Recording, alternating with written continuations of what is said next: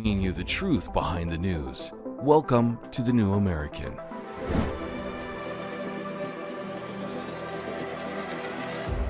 Welcome, everyone. I'm Paul Dragu. Thank you so much for tuning in. So, guess who couldn't stand by and quietly, while someone else got credit for her devious accomplishment? That's right, Nancy Pelosi. So it turns out that Nancy Pelosi came out last week and she admitted that it was she, not Obama, who orchestrated the coup against Joe Biden. And Joe Biden was lucid enough, at least at some point, to admit that he was indeed put out to pasture against his will. We're going to look at that. But before we get into these stories, I also want to encourage everyone to thumbs up and to like this show. I also want to encourage you to share. And if you haven't done so already, we want to also encourage you to get a subscription to the New American Magazine. We have a bi-weekly print magazine. It is the only red pill publication in America, at least of its kind. We've been around since 1985. We've been kicking butt. We've been telling the truth, a lot of times the inconvenient truth. And so we can be trusted. You should trust us. And so we also have a phone number over there. If you want to order, you can do it the old school way. We have wonderful customer service representatives who are ready to take your call, get your subscription. If you prefer to do it the newer way, if you can go online at thenewamerican.com. There's a magazine tab and you can subscribe there. So also later in the show, we have an important story out of Virginia where the governor has just signed an executive order regarding election integrity. It turns out that they found over thousands of illegals who were on voter rolls. We're going to look at that. And we have a special guest coming in the studio as well, someone who's running for state senate here in Wisconsin. And he comes from a communist country and he does not want that to happen here. So it's going to be an exciting conversation. All right, so let's get back to the story. So we all watch Joe Biden's 2024 run fall apart and in real time. And most Americans could clearly see that there was no way that that guy was going to be the one running. And there's no way that he can be running the country after November. So it was only a matter of time and logistics. And the question was, would he step down or would he have to be crowbarred out of the way? The answer turned out to be the latter. And now we're learning more about what was happening behind the scenes as Democratic Party leaders conspired against Biden. Here is Nancy Pelosi on the New Yorker radio hour last week admitting that she's the one who masterminded the coup. I've never been that impressed with his political operation. Biden's operation. Yeah, I'm not. I mean, I just haven't been. They won the White House. Bravo. Right. Mm-hmm. But so my concern was this ain't happening. And we have to make a decision for this to happen. And the president has to make the decision for that to happen. Let me just say, I won't say necessarily I knew what I was doing at that time. I knew what I was doing in the whole thing, not just that show. And what was that? That Donald Trump would never set foot in the White House again. That's the goal. You heard her there. Apparently she wasn't very impressed with Biden's operation to begin with. Now, Biden, for his part, actually corroborated to some degree this version of the story. He did it on CBS this morning over the weekend. Listen here. Look, the polls we had showed that it was a neck-and-neck race. Would have been down to the wire. But what happened was a number of my Democratic colleagues in the House and Senate thought that I was going to hurt them in the races. And I was concerned if I stayed in the race, that would be the topic. You'd be interviewing me about why did Nancy Pelosi say, why did so, and I thought it'd be a real distraction. All right, let me introduce my colleague here, Steve Bonta. Steve Bonta is the executive senior editor at the New American Magazine. He's also the co-host of this show. Steve, does any of this surprise? It seems like Pelosi's like, I'm so tired of Obama getting all the credit. Is that what's happening, or am I misreading this? Because she was pretty brazen there. She's like, I wasn't impressed. Those I couldn't eyes, let it Paul. Happen. Huh? Those eyes, those are scary eyes. Yeah, that's determination right there. Well, and that icy cold way, he will never set foot in the White House again. You sort of ask yourself, okay, so tell us exactly what lengths you're willing to go to. If not this, which is significant enough on the face of it, are you willing to, passively sit by while a foreign nation nukes the United States?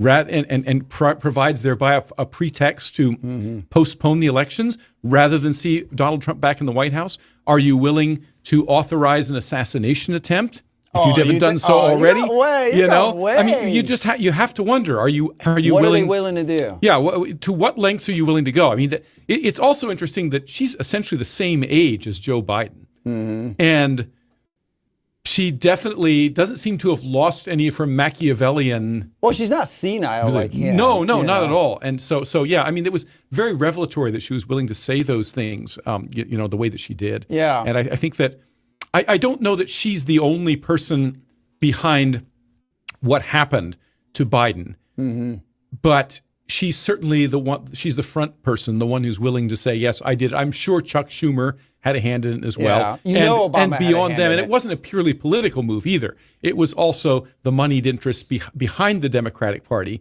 who had already indicated that they were going to withhold all campaign financing until a change was made. And so, and both Pelosi and Biden artfully dodged that whole part of what was going on, that they are not really masters of their own destiny either.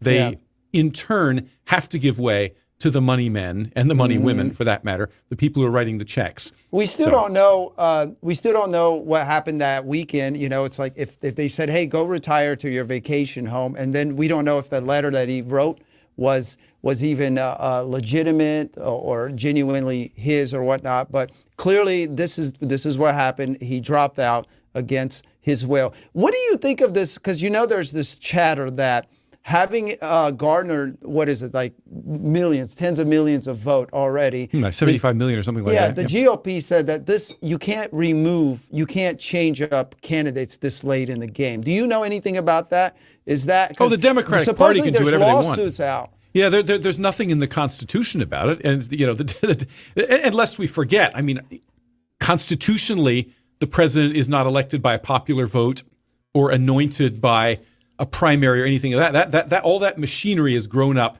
in the 2 centuries since the Constitution, and it's become sort of traditional. But these rules are subject to change. Normally, the well-ordered political party gets the rules for the new electoral season in place before the campaigns actually begin. And in this case, they did tweak some of their rules. The Democrats did prior to the beginning of the 2024 campaign. Yeah. But really, there's nothing that says they can't just turn it around and change the rules. There are some things that they can't do. So, for example, there is a statutorily mandated deadline. They have to have decided on a candidate by the time all of the primaries are done. That's part of federal election law. So there are limits. There are statutory limits to what they can do. They cannot, for example, if they find out that they're, once again, by let's say the first week in October, that Kamala and Walz are behind in the polls once again, they can't say, we're going to switch out again. Last minute change, folks. No. They literally can't do that. Yeah. Whether this is actionable in terms of a civil lawsuit, I mean, I don't know all the arcana of election law, but a lot of it, is really just, I mean, the Democrats are doing themselves, as they always have. They certainly realize, and Pelosi was at least candid enough to admit it, that their man was going down and was bringing down lots of their own. Yeah. And so, of course, rather than demonstrate any kind of filial loyalty or anything like that to a fellow brother in arms who'd been a Democratic shield bearer for decades, they cast him away like like yesterday's cheeseburger. Here's what I'm referring to. It's like, because I did a little digging, not too much. I wish I would have done more. But apparently in June, the Heritage Foundation issued a memo talking about how some states' laws make it difficult to change a candidate, and they pointed to laws in states like South Carolina or Wisconsin that do not allow candidates to be removed for political reasons or for reasons other than death, arguing that if Biden were to drop out, there's the potential for re-election litigation in some states that would make the process difficult, perhaps unsuccessful. Obviously, they wrote that before he did drop out. Do we know anything if any of that is going forward legal on the legal front? No, my guess, it is, and of course it is, but it's not going to make a difference because all they have to do is simply stall and delay. And as we saw with the 2020 elections, which we're still finding out so much They got away with grand larceny, electorally speaking, in 2020. And then after the fact, the courts, in effect, all closed ranks and said, well, it's a fait accompli. and the various people who tried to launch lawsuits in various states where the results were contested. Well, you don't have any standing and this type of thing, because the courts very often, even the Supreme Court, especially the Supreme Court, are animated by the principle of stare decisis, which is legalese Latin for don't rock the boat too much, most of the time. Okay, and in this case, I think they're going to do the same thing. All they have to do, I think what they're doing probably statutorily is prohibited in certain states already, at least 2 states that I heard of. But all they need to do is just delay, and then once the elections go through, they're going to say, well, we're not going to turn around and invalidate the election because it was illegitimate before the fact. At least if Kamala wins, they're not going to invalidate the election. So that's the game. All they need to do is stretch it out. Then once the election results are in, the supposed election results, however that all shakes out, then they're going to say, look, it's a done deal. It's not worth litigating this any further, and so forth and so on, and it'll be quietly allowed to drop. So I don't think that's going to amount to anything. Yeah. And meanwhile, Biden is still he's still warning that a bloodbath. He's using the word bloodbath. Oh, yeah. We should watch some of the rest of that interview, because he comes across initially as this kindly old man who graciously stepped down to allow his younger colleague an honest chance, and but then when the interviewer started asking, well, why did you run in 2016? He starts just talking. He becomes venomous. This is the man who a couple weeks ago, when Trump was nearly killed, came out and very piously enjoined his fellow partisans to refrain from the extreme rhetoric and all this type of thing. But he certainly he fired a bunch of parting shots at Trump, including using the N-word explicitly. So. Yeah, let's run clip 4, guys. I spoke to the mom who lost her daughter. It's a consequence of those neo-Nazis and white supremacists come out of fields in America with torches, carrying Nazi banners, singing the same sick anti-Semitic bile that was sung in Germany in the 30s. And when her daughter was killed, the press went to the then President Trump and said, what do you think? He said, they're very fine people on both sides. I knew then. I knew I'd do something. That's how I decided to run, because democracy was literally at stake. And, and then he evidenced everything that we thought. January 6th, when attack on the Capitol. Talked about now, because he now talks about making sure they're all let out of prison. They're going to pardon them. Think of this. Every other time the Ku Klux Klan's been involved, they wore hoods, so they're not identified. Under his presidency, they came out of those woods with no hoods, knowing they had an ally. That's how I read it. They knew they had an ally in the White House. And he stepped up for them. Okay, so I stand corrected, not the N-word, the K-word. So now Trump has gone from being an American Nazi to a Klansman. He did mention the Nazis too, but he's a Klansman because, as we all know, the KKK used to wear the scary white hoods, but now they've taken the hoods off, and that shows that Trump is in a league with them. How that does not qualify for the term hate speech is beyond me. But if that's not inciting on his way out the door, I don't know what is. Yeah, well, that has been proven to be false, because he wasn't talking about neo-Nazis or the Nazis when he said they're fine people on both sides. He was talking about the groups that had opposing views there. And CBS ran a very tepid disclaimer after that segment of the interview concluded. Well, that? Trump claims that. They didn't actually show Trump or anything, but they said, Trump actually claimed that he was referring to decent people on both sides. He was not referring to the neo-Nazis, and then they glozed over it to make it appear that he said this, but we don't really give him any credibility. The only reason we didn't play it this time is because we played that clip so many times with more context, and he actually he specifies that he's not talking about the Nazis. I think there's a part in there where he's like, but anyway, it doesn't matter because they want to believe. And he's dependent on his constituents, on Democrats believing that. And it is one of the craziest things, because it's like, let's say those Nazis were real and they weren't feds or whatnot. They didn't do anywhere near the damage that BLM and Antifa accomplished during their runs in 2020. And yet you're not allowed to call those people terrorists. Those are greater threats to our democracy than those neo-Nazis. We don't even know how many real neo-Nazis are. The Klan is dead. The Klan is so so irrelevant. And they talk about it like it's the 1960s. It kind of ticks me off, not because I care about the Klan, because I don't, and whatever. But they're not the threat that they are. The real threat is something different. But they want to talk about these things, these threats from decades old that do not pose a threat now. Like what's white supremacy? You hear that white supremacy is a threat, but you ever ask them what that is? It's not the Klan. It's not anything. It's apparently some sort of ideology. And then when they define it, anyone can embrace it. And this ideology that we shouldn't bring immigration. What that a bunch of migrants in, that to them is white supremacy. That's how twisted this all is. I mean, real white supremacy is something quite different. It is. So, but I was going to say, another interesting use. thing about, that little snippet we just played from Biden, the second one, is that he also corroborates the second half of what Pelosi said. So Pelosi's admission, at least the part that we aired, was two parts. Number one, she says, I was involved.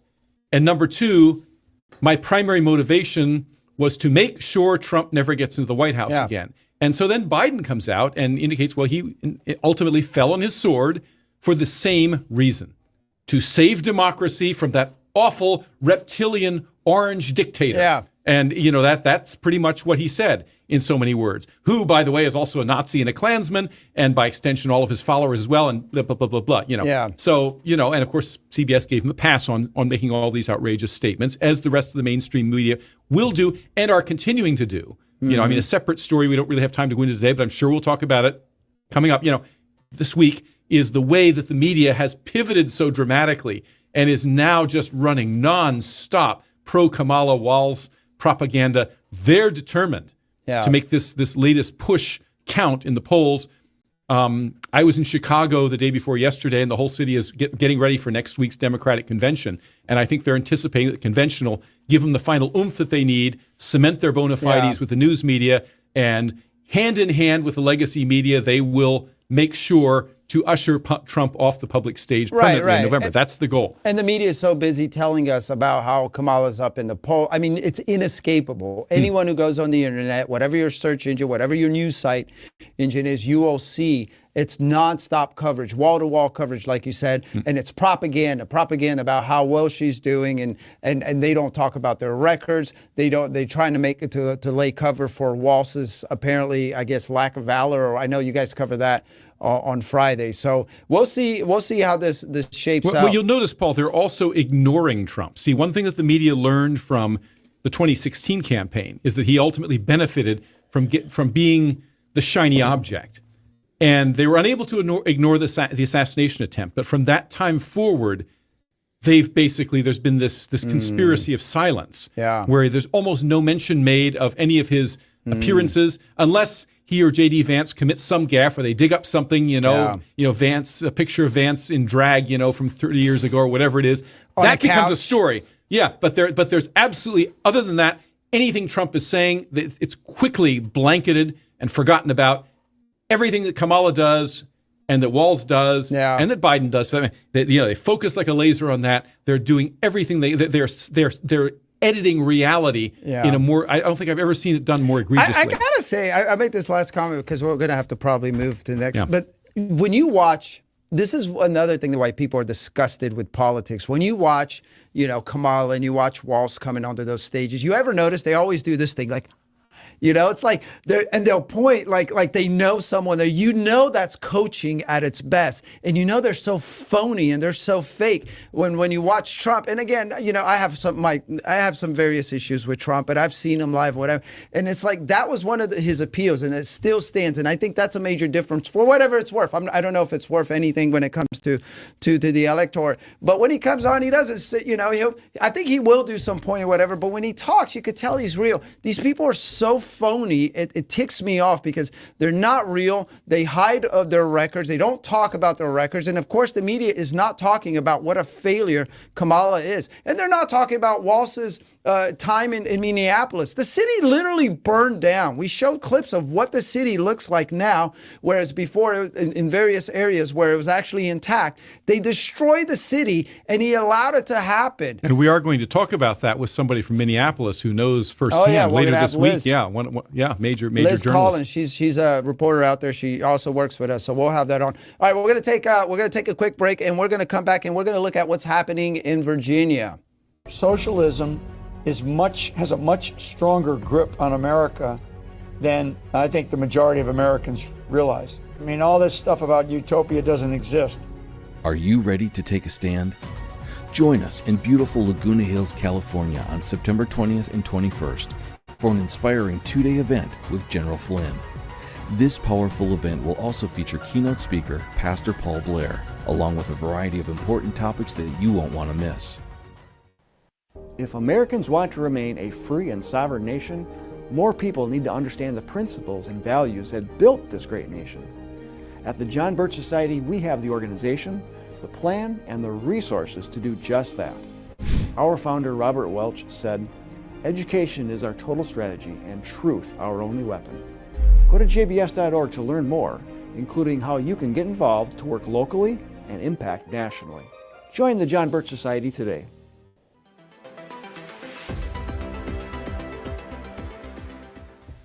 Folks, have you heard of the recent advertising scandal? Let me break it down. The CEO of Rumble, Chris Pavlovski, recently released an email from Inspire Brands and Dunkin' Donuts. The email explicitly states that the right-wing culture of Rumble is too polarizing. In other words, Dunkin' Donuts has a problem with right-wing culture and wants nothing to do with it or Rumble. So here's the solution. Stop buying products that do not support you and start supporting brands that do support you. The competing coffee brand that we all need to get behind is Rumble's 1775 coffee. For a limited time, Rumble is offering 2 bags of coffee and you get another one for free. So go to 1775coffee.com and enter promo code Duncan to get this limited time offer here. All right, so last week, the Virginia Governor Glenn Youngkin signed an executive order designed to better secure his state's elections. He said that 6,300 illegals have already been removed from his state's voter roll. So there goes the old talking point from the propaganda media that illegals aren't registered to vote. Now, here is what Youngkin's executive order does. Executive Order 35 mandates a documented chain of custody for paper ballots. Now, the governor emphasized in the order that Virginia does not use voting machines, just paper ballots, counting machines. The order also stipulates that court clerks must hold on to the paper ballots for 22 months.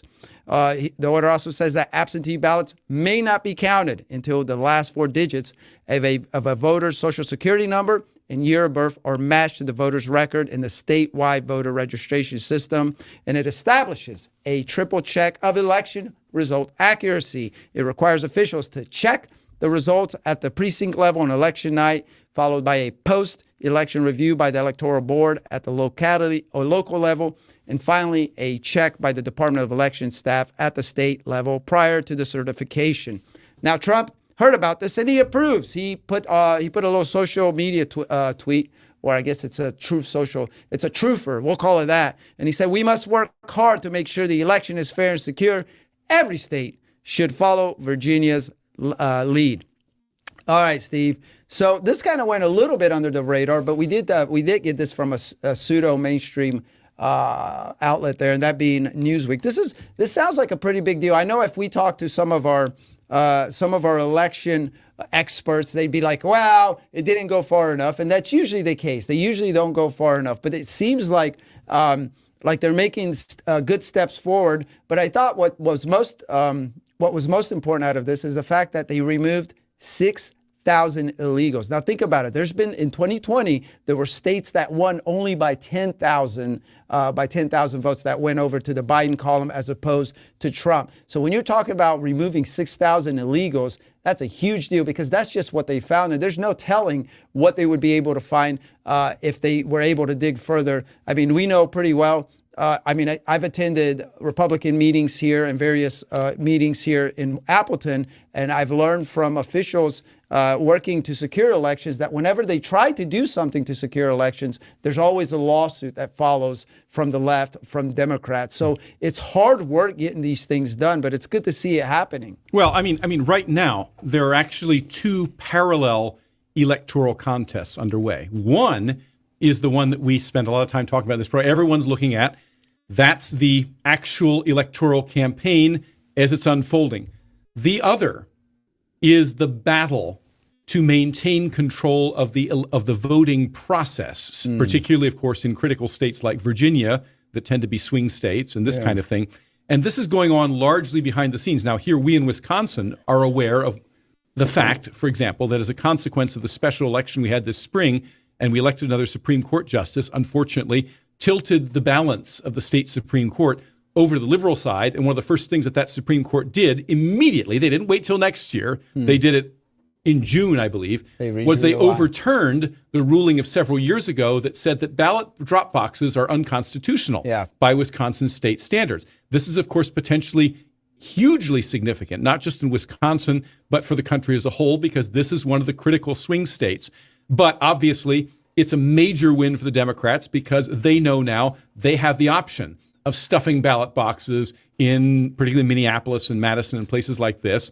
And similar battles are taking place in Michigan, in Pennsylvania, in Arizona, in Nevada, even in Minnesota, any states that might, obviously Virginia. And much of it's going on, it's playing out of the public eye, unless you really dig and look for it. But in some ways, this could be most, because as I've said before in the show, whoever gets elected, legitimately on November 5th, it's not the issue. It's who gets installed next January in office. And the question is, will the installee be the person who's legitimately elected, or will it be another monumental act of electoral grand larceny? The latter is made increasingly likely if this second, mostly unseen, below the radar screen battle for control of the electoral process in all these states is won mostly by the Democrats. Yeah. Well, the Trump and the RNC team is claiming that they're working pretty hard to secure elections. We have this tweet, I suppose, here. There it is. And I know it's hard to see, but I'm going to run through some of what they're saying is going on. So apparently the RNC is engaged in 100 lawsuits, election-related lawsuits, right now in 25 states. It claims it stopped 800,000 non-citizens from voting in New York City. Wow. Yeah. It says that it caught in Appleton, Wisconsin, that it wasn't hiring Republicans as poll workers to assist voters in nursing homes. That's interesting. Maybe our next guest may have some more light into that. It says that it has sued and won after catching Michigan's Democrat secretary giving election officials illegal instructions in secret to ignore mail ballot protections. And now Michigan must verify that signatures on mail ballots are accurate. The RNC also claims that it has protected mail ballot safeguards in Pennsylvania. I'm having a hard time believing anything's good coming out of Pennsylvania. We've been reporting on election-related stuff out of Pennsylvania, and that seems like a really hard nut to crack. It says that it has sued that Biden and Harris administration for using tax dollars for partisan voter registration. Apparently, it had 90,000 inactive voters removed from the rolls in Clark County, Nevada, and it fought and won Georgia's ballot application deadline, which is 11 days before the election. There's a few other, but I'll stop there.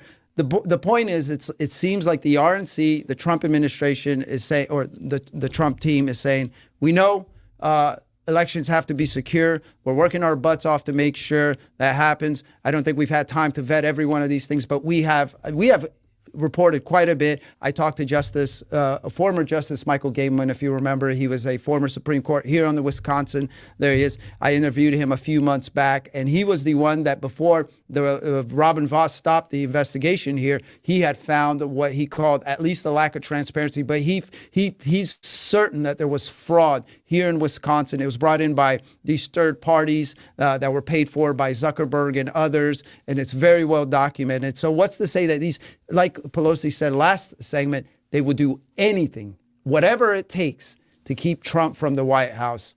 Oh, yes. I mean, there's no question that this is Plan D or Plan E or whatever. Although I think that this battle started as soon as the dust from the 2020 election settled, because those in the know are very well aware of what happened. There are people who do know what happened in 2020. They know about it, and they knew, my goodness, of course, they had to have known even then that Trump would try again in 2024 to be reelected. Yeah. And obvious, or if not him, then someone else like him might take up this dangerous populist MAGA banner, the essence of which is to reclaim power over the government for the people. And we can't have that. And so obviously, speaking from their point of view, of course. And so obviously, they would have thought immediately, well, we need to be able to replicate whenever necessary what happened in 2020 and is alleged in 2022 as well. I don't know. Well, let me ask you about that because it seemed like I think, and I got to say, and unlike in 2020, the polls are still very close. In Pennsylvania, the aggregate, the real clear polling shows, that's a state where Trump still enjoys a significant lead over Kamala Harris. That's not likely to change too much, in my opinion. Yeah. And so if she comes out of nowhere and somehow magically wins Pennsylvania, I mean, you'll know the fix is in. There will simply be no doubt about it. Well, they're so corrupt in Philly. But we reported a couple months back, America First Legal is actually suing Pennsylvania because election officials, all the way from the state, from the very top, from the Secretary of State, have been instructing local election officials not to verify ballots, not to verify Social Security numbers, not to verify driver's licenses. And so that's how they get away with it. Because but they're literally, I mean, this is in court. It's right now. They're telling the top echelon, the top party leaders or the top state leaders are telling the locals, you better not go overboard to verify who these people are voting. What do you think that's a setup for? Yeah. So, I mean, you can see what's coming. And I think that this below the table second, parallel electoral campaign is what's really going to determine the winner, who wins in pragmatic terms. Here's what I think's happening, Steve. I think right now, and you may agree with this or not, but I think what's happening with the propaganda surrounding Kamala and Walz, and then the fight to make sure that elections are easy to rig, I think they're setting up for a way that makes it believable if they install Kamala, because it's like they're already showing these big pictures of crowds everywhere. And, she's bringing in like Grammy-winning artists, but then no one's talking about that to draw these crowds. And so then when the fix is in again, if they do it again, they could say, look, this is horse crap. We had a very popular campaign. We had a very popular candidate, and we saw the approval ratings. So they'll be able to point to these polls that are saying she's ahead. They'll be able to point to these massive crowds. But I don't think that's truly representative. I don't think they're going to be able to pull the wool over the Americans' eyes. But I think they will be able to, and they will try to steal it again. Oh, without a doubt. I mean, and there's no question the Democrats have learned from 2016 and from 2020. But so have the Republicans, or at least you hope so. The MAGA people. It sounds like some. I think, the MAGA people have learned that the Democrats are street fighters, and they will stop it. And so they're saying, well, we're going to reply in kind. I don't necessarily approve of that in a strictly moral, purist sense of the word, but I understand that they have to be stopped somehow. Yeah. And ballots are preferable to bullets in that regard. Absolutely. So this is certainly. Get involved, man. Get involved. This could be a real turning point. Well, I know everyone agrees there's going to be a turning point, but perhaps people don't appreciate fully the magnitude of what could happen if another major election theft is allowed to pass unchallenged and ultimately succeed in installing a candidate. Then we are Bangladesh, we are Senegal, we are Venezuela. Past the point of no return. I don't see how we can recover our system, but we'll see. All right. Well, we're going to take a break, and after this, we're going to talk to a candidate for the Wisconsin State Senate. He's got an amazing story, and he wants to make sure that this country stays free and unlike the one that he came from. We'll be right back. In 1988, the John Birch Society produced a documentary so predictive, it's as though they had a time machine. Out of Control, Immigration Invasion was produced and hosted by investigative reporter William F. Jasper and looks at the growing problem of unrestricted illegal immigration that, in 1988, already saw upwards of 10 to 20 million illegal aliens within the borders of the U.S. Unknown agents from around the world using the southern border as easy entry. Certainly, some are innocent families escaping hardship, but also certainly some are criminals, potentially terrorists. Is it not appropriate that there be some criteria for the entry of any sovereign nation? Why should the U.S. be different than Canada, Germany, Russia, Japan, or every other country on the planet? Out of Control, Immigration Invasion. Watch this time capsule of prescient wisdom at thenewamerican.com/outofcontrol.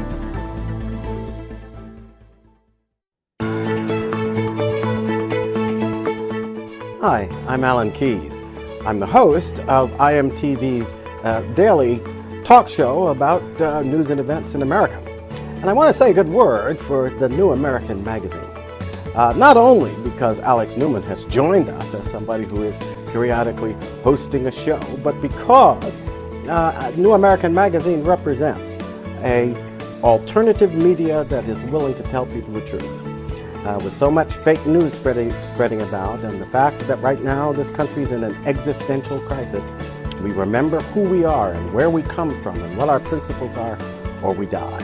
Reading New American magazine can keep you up to the minute on the issues that are challenging us as a people and on which that survival hangs. You can check it out and subscribe at www.thenewamerican.com.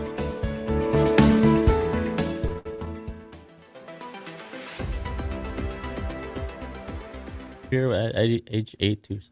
All right, we're on. So tomorrow, Wisconsin's holding primary elections, and one of the candidates running for state senate here is Blong Yang.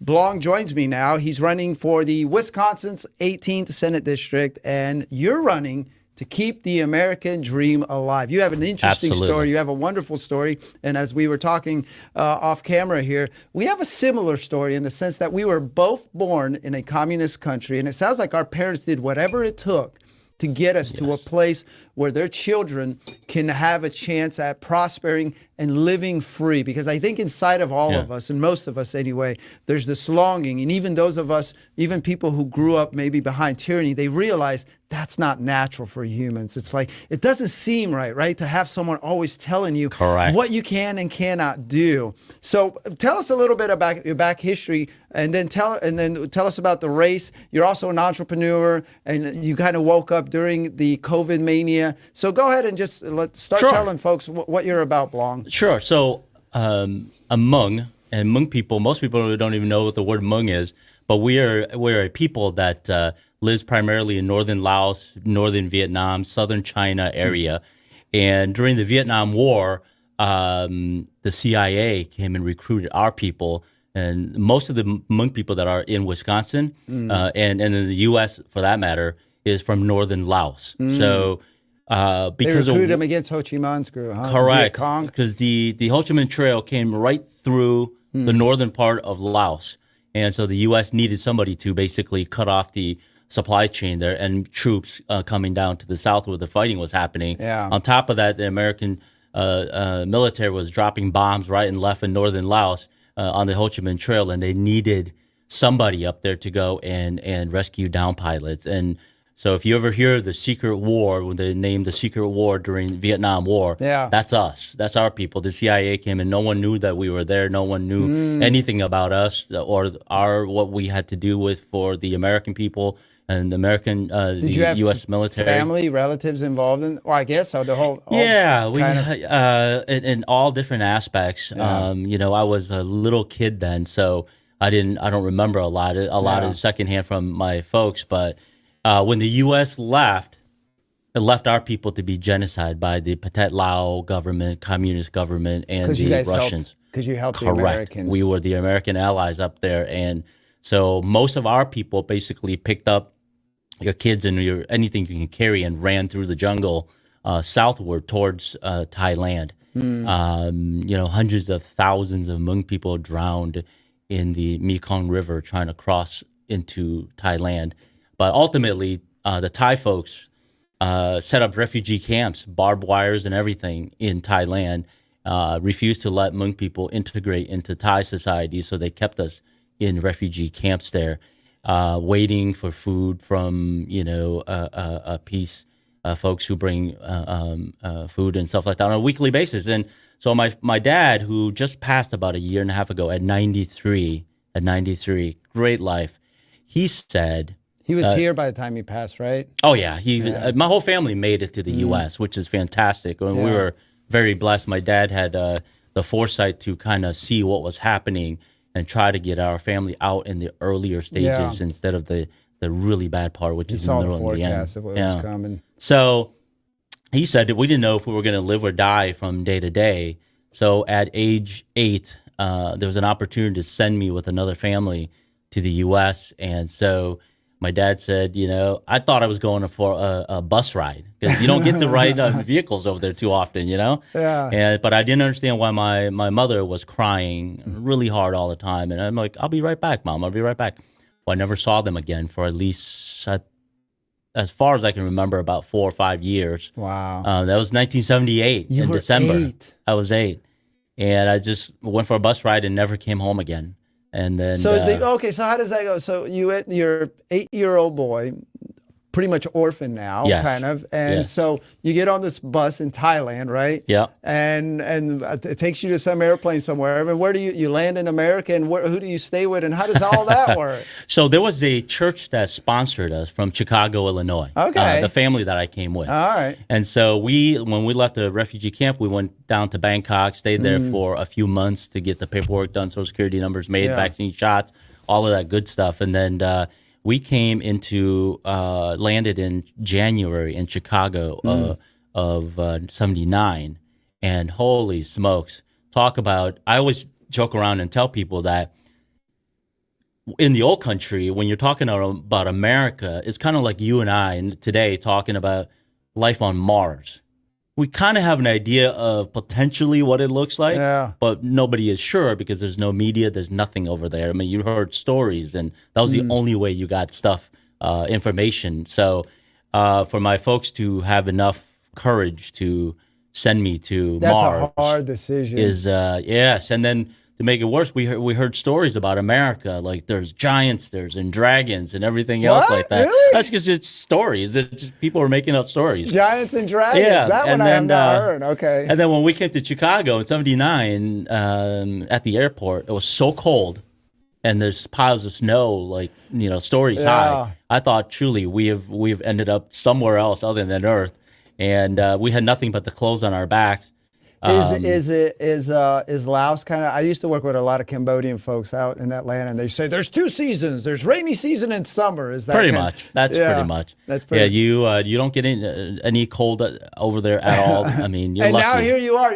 You've Yeah. been living in Fox Valley here in Appleton, Wisconsin. How'd you get here? Well, when I came with the folks, the family that I came with, we lived in Chicago for about a year. Then they moved us up into Minneapolis, St. Paul for a few years. And then finally, I had no It's not getting communication. any warmer for you. No, it just keeps on going north.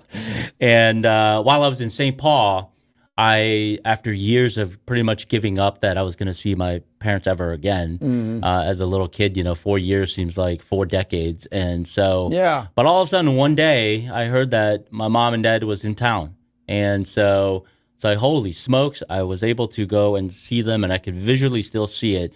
I walked into this room. My mom was still in traditional clothes, held my little brother that was born after I left in her arm, and I put my head on her lap and started crying, and she said, who is this little kid? And I looked up, and I'm like, Mom, it's me. And so she finally realized didn't who I recognize was. you, huh? It's been, you 5 just years. grow up so much at that age. And then long story short, they came into Omaha sponsored by a church as well. So then we lived there for a little bit. They finally went and got me, and we lived there for a little bit. And then to follow relatives, just to have some support and such, my father moved us here in the early 80s. Let's fast forward now. Yes. You're a grown man. You have a Yes. business. It sounds like everything was going fine. You thought the American dream was alive and well, and everything was fine until maybe COVID and something. You realized something, right? I've always been a conservative value has always been a thing to me, but I tell you, COVID exposed everything and it brought it to light forefront. As a small business owner, I have a restaurant, and so everything closed down. Egg Roll Inc. Right Yeah, here Egg in Rolls Inc. Appleton. Correct, Yeah, good correct. stuff. I had one the other day when I was trying to get a hold of you. Amazing. I mean, these are big, beefy egg rolls. They're like baby burritos. Yeah, Yes. they're terrific. Yeah. But we have Walmart next door to us. And so they were ciphering all businesses to Walmart, and we were not allowed to do anything other than takeout and delivery. But as a small business owner, I'm guessing most of small business owners like me doesn't have any more than 3 to 6 months worth of, reserve to carry us with no revenue. And so after a couple of months of basically not being allowed to generate revenue like we used to, my business was on the straight line to basically die. And I wasn't going to let that happen because, in my lifetime, I everything I do, I always put my heart and my soul and everything I have in it. So it was this restaurant as well. And so I called the local police department and said, hey, I want you to hear from me specifically and not anyone else, not secondhand or anything like that. I'm going to open up my dining room, not forcing anybody to sit in it, but anyone who wants to sit down and eat, I'm going to allow them to, and that's it. The very next day, I got an officer in my restaurant and said, I'm here to negotiate the shutdown of your dining room.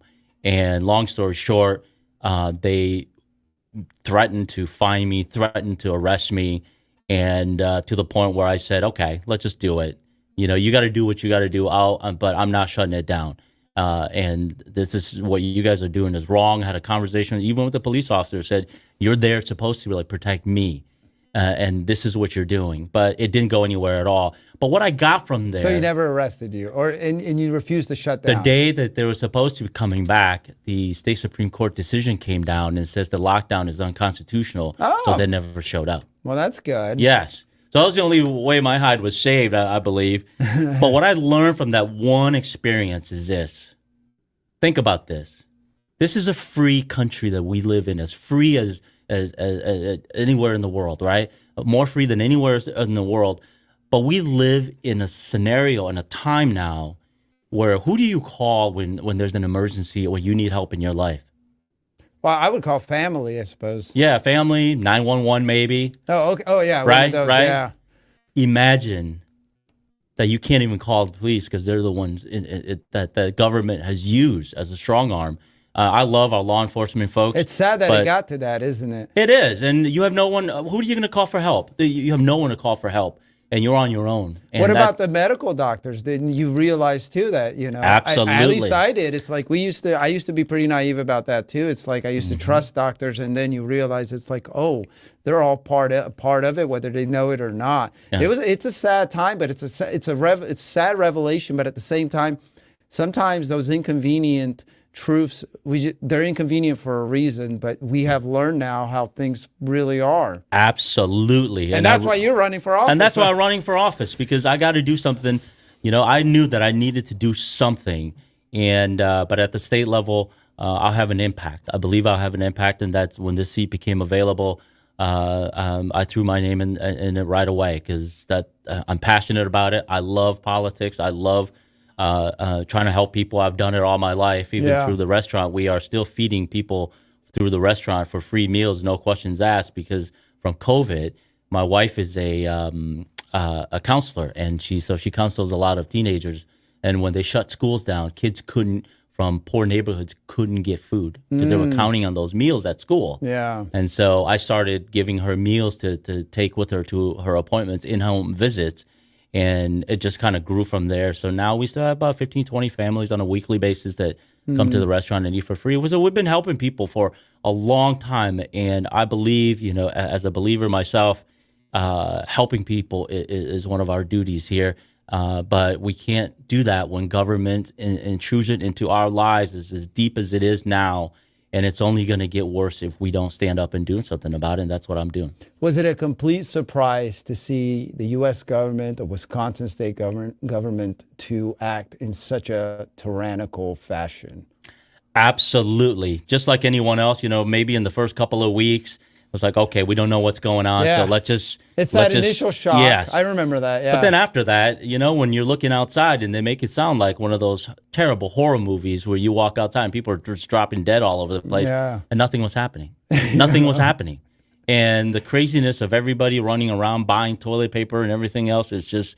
And you start to see that and what government has doing, even on the local level, the local county folks and the cities are like the most tyrannical, in my opinion, because they basically...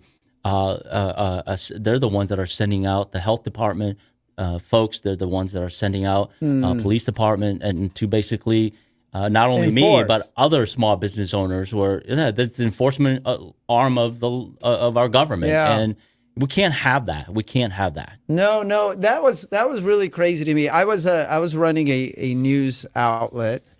back in Montana. And I remember getting a press release, and maybe I've told this story before, and it was a press release from the hospital, and they had this picture of the nurses wearing these cloth masks, and they were like, and they were bragging about how the locals are so nice. They pitched in, they made them, because I guess they were running low on masks and whatnot. And I remember my wife, who was also our web designer, and she was our photographer and all that. And she's like, why did you run that story? Because I did. I ran a story on that. I was like, oh, you know, whatever. And she's like, I don't think those things work. And so that was one of the, and then I realized that it wasn't going to stop. The 2 weeks to flatten the curve, it turned into months, and it turned into years or whatnot. But I think by 4 weeks, that's when I was realizing it's like, oh, wow, we're in like territory, like communist type totalitarian territory. And everyone seemed to kind of be, I think it was such a shock to Americans, especially those who've been always here. And to them, they still won't believe what the state of the American Union, the U.S. the Union is. But I think it was such a shock to us that it took us a while, even those of because it sounds like me and you took the same. Yes. It's like the first couple of weeks we were kind of like, we were kind of processing everything. And then we realized, oh, no, this is kind of like what what our parents try to escape. Is it turning into that? And so now that's where I am. Yes. I feel like it's like we are on the verge, and then we've taken different paths, but you're like, I'm going to be part of the change. I'm going to be part of the state legislature. What do you hope to accomplish? How are your chances looking, and what do you hope to accomplish? Well, the primary is tomorrow. It looks really good. I'm very optimistic, very, very positive. We have teams all over the place, a huge team knocking doors and talking to people, and everywhere I've gone, especially on a state level like this, our crowd is larger and larger and larger Who's than in your most. district? So. What areas in your district? The whole Fox Valley, or most of Appleton and to Neenah, Menasha, and Oshkosh. Okay. So smaller geographically, but very populated in this area. And that's what the Democrats are trying to do with the new maps. They're trying to basically turn our populated areas of the Fox Valley here, including Oshkosh, into a downtown Milwaukee or Madison or Oak Creek and that area, and we just can't have that. And I'm a lifelong Appletonian, and if I can help it, that's not gonna happen, because my opponent on the Democrat side, if you look at her social media pages and stuff like that, everything about her is rainbows and unicorns. So we just can't have that, because we just can't have that. Are you socially conservative? Do you run on that, or is that the social? Absolutely, I'm socially conservative. I just describe myself as a constitutional conservative. You look at anything in the Constitution that makes this country great, and that's what I want. As a refugee to this country, the American dream, my father instilled in us that if you worked hard enough and you took the opportunity that this country gives you, you'll make something of yourself for generations to come. And, as a small business owner, it's very, very frustrating it's harder now to get finances to help small businesses. Is there more regulations too? There's more regulations too. And then, to make it worse, I've had these conversations with gubernatorial candidates in the past and everybody else, that we continue to just hand out money to minority businesses or small businesses without helping them to learn how to spend that money to grow their businesses. And then they just blow it on something, and what do you think of gone. That, though? We got to do something different. What do you think of that? This idea that we should give money to minority businesses just based on their skin color or their race? I think that's it's such an insulting to me personally. That's such an insulting thing to me. You would be a recipient, right? I would be a recipient of that. I would be a recipient of that. But you apparently made a go without it, right? No, I've made a go without any of that, and. I was asked many times. It's just like, Blong, all you have to do is just give us your information, and we can, check the cut Asian box, right? And we could cut you from nonprofit organizations in the area that I can get $20,000-$30,000 to help out my business. And I'm just like, no, I'm not going to trade you my information for that. Yeah. For that. I got to earn it. And that's the problem, is people are handing money and they haven't earned it. They haven't put the sweat equity in it. That's why a lot of the minority small businesses don't make it because of that. Yeah, well, that makes sense. I remember, I think one of the reasons my parents wanted so badly to get us here is they weren't looking for they were looking for a level playing field. And, in Eastern Europe, it's so corrupt. Like, the only way you get anything done. Even now they have universal health care in Romania, and everyone knows that you can't just go in and get health care. You better have something to bribe the doctors with and whatever. That's still how it rolls. But anyway, now it's not communist anymore. But when it was communist, it's like people just wanted, the reason they wanted to leave is they just wanted to be at a place where there was a level playing field and where if you worked hard enough, you can reap the results of that hard work. And that seems to not be the common sentiment among Americans anymore.